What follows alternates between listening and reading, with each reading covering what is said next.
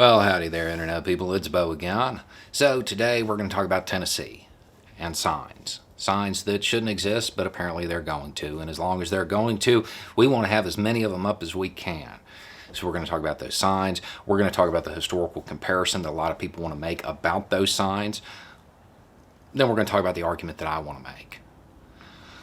Okay, so if you don't know what I'm talking about, the state of Tennessee, in a quest to find a made-up solution to a made-up problem, has decided that if you are going to allow people to use the restroom that corresponds to their identity, you are going to have to hang up a sign that announces that policy. Outside looking in, this seems like something that is just designed to create an atmosphere of discrimination within the state, cast a certain group of people as less than, as other, and politicians capitalize on that, score a few political points. That's what it seems like. Could be wrong, but that's how it appears from outside. The comparison that people want to make is to other signs that hung in the South. These bathrooms, those are for those other people. You need to go to the good bathrooms. And I get it. I understand the comparison. I don't like it. For a number of reasons. Some are really nuanced, but one is incredibly pragmatic. That is a moral argument. That is a moral argument. And generally speaking, moral arguments do not work on bigots. And that's who you're trying to reach here. So I want to make a different argument. I want to talk about military installations for a second. Just outside of Tennessee sits Fort Campbell, Kentucky, and even though it is outside of Tennessee, it generates 58,000 jobs and $10 billion in economic activity for the state of Tennessee. Those are pretty big numbers. I would imagine that people there may not like this because, in case you don't know, trans soldiers, that's a thing. The Department of Defense has joined this century. Maybe you should too. And I know if you're in Clarksville, the town outside of Campbell, you're probably thinking, well, I mean, not everybody at Campbell is going to be mad if I don't hang up one of those signs, if I'm not accepting. They're not all going to care. And I'll give you that. They probably wouldn't care on their own. But see, you're operating under the assumption that they will have a choice in the matter. See, installation commanders, they got this wild power. I want to read you a passage. The establishment of off-limits areas is a function of command.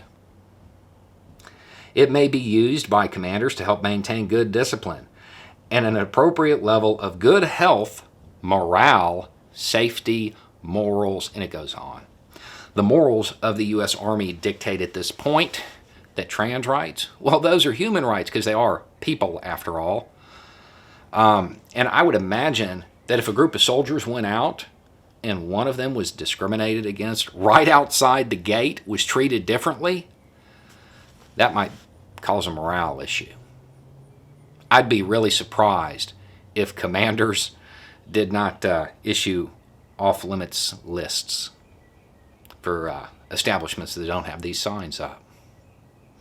See, you want to be accepting of their money, so you better be accepting of all of them.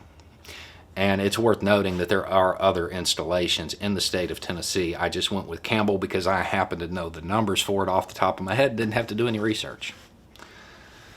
It's wild that I know that this is at stake, but apparently these politicians didn't, or they don't care, because all they care about is scoring a few points, treating people as less than.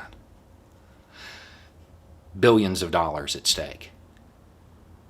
And they're going to pursue a made-up problem.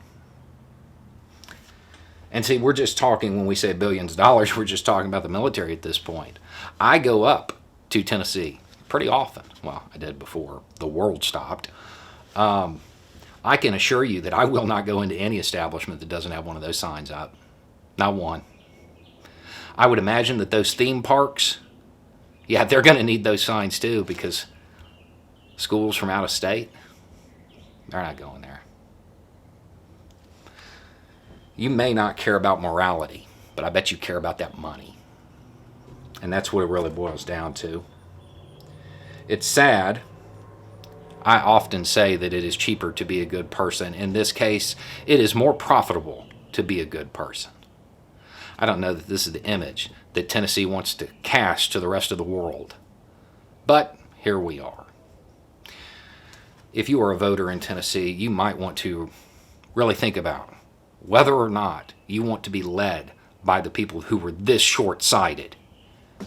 Because if you're in Montgomery County, if you're in Clarksville, this is going to matter to you. You're going to have to make some choices. The big companies, they've already run the numbers. They're going to have those signs up. It's going to be those little companies being pressured by their friends. It'll be those mom and pop places that go out of business because a bunch of people in Nashville had no clue what they were doing. All in an attempt to create yet another group of people to look down on, so you can feel better about the situation that you're in. A whole lot of that situation has to do with their faulty leadership.